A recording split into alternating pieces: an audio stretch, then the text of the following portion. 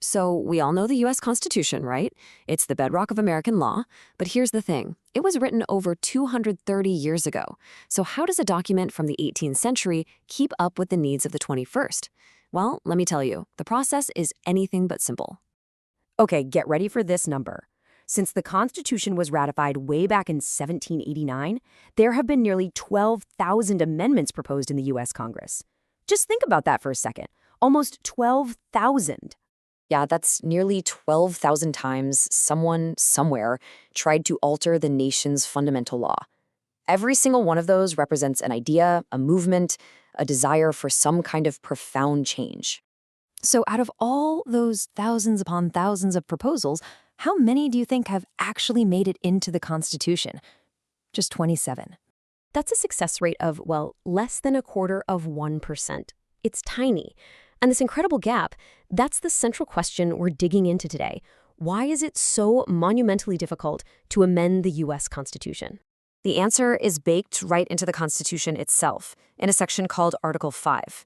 You can think of it like this massive, heavy iron gate. It's designed to be incredibly tough to open. Our goal here is to understand the mechanics of that gate and why so few ideas ever manage to pass through it. But this incredible difficulty, it wasn't an accident or some kind of oversight. Nope. It's a core feature, intentionally designed by the framers to be a monumental challenge right from the very beginning. You see, they were walking a tightrope. They were trying to avoid two huge dangers. On one side, they were terrified of a government that could be changed on a whim by any temporary political majority. On the other side, they didn't want a system so rigid that it couldn't adapt to genuine national crises and would just become irrelevant. Article 5 was their solution to this dilemma. Okay, let's dive into the process itself. To become law, a proposed amendment has to survive what is basically a brutal two-step gauntlet. First, it must be proposed, and then it has to be ratified. The key here is the supermajority requirements. This isn't about winning a simple 51% vote. This is about achieving an overwhelming consensus. We're talking a 2/3 vote just for proposal and then a staggering 3/4 vote for ratification. So let's look at that first step. There are actually two ways to propose an amendment. The first, and the only path that has ever been used, is through Congress, which requires 2/3 of both the House and the Senate to agree.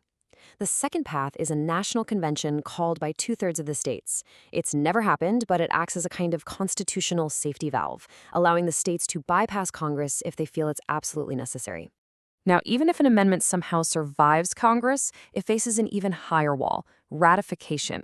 3/4 of the states have to approve it. Today, that means 38 separate state legislatures have to vote yes, which gives a relatively small number of states incredible power to block a change. And we can see exactly what failure at this stage looks like with the D.C. Voting Rights Amendment. In 1978, it passed Congress with the 2/3 support it needed.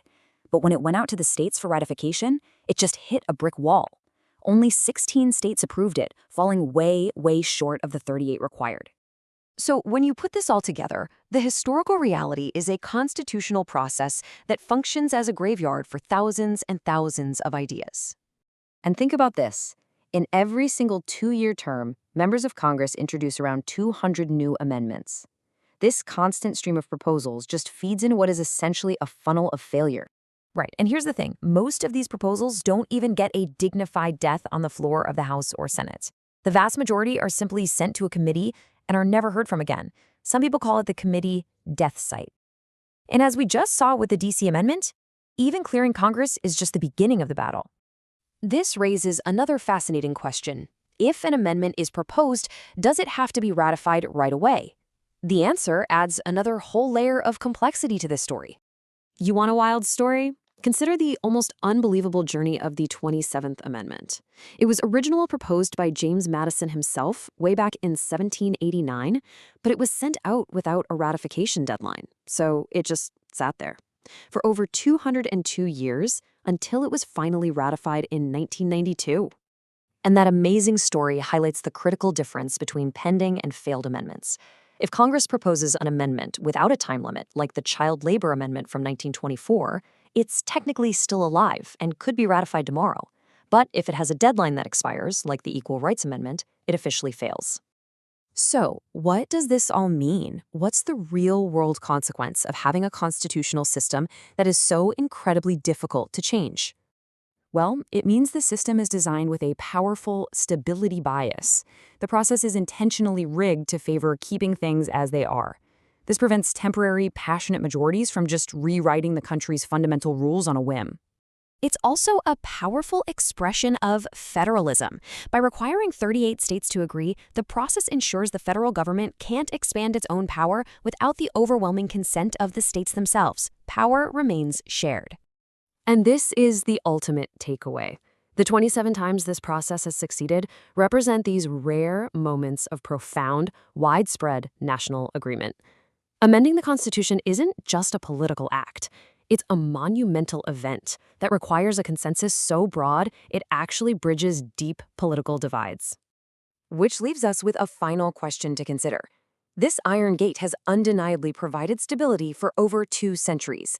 But in a rapidly changing world, is that same gate now protecting our foundation, or is it preventing necessary evolution?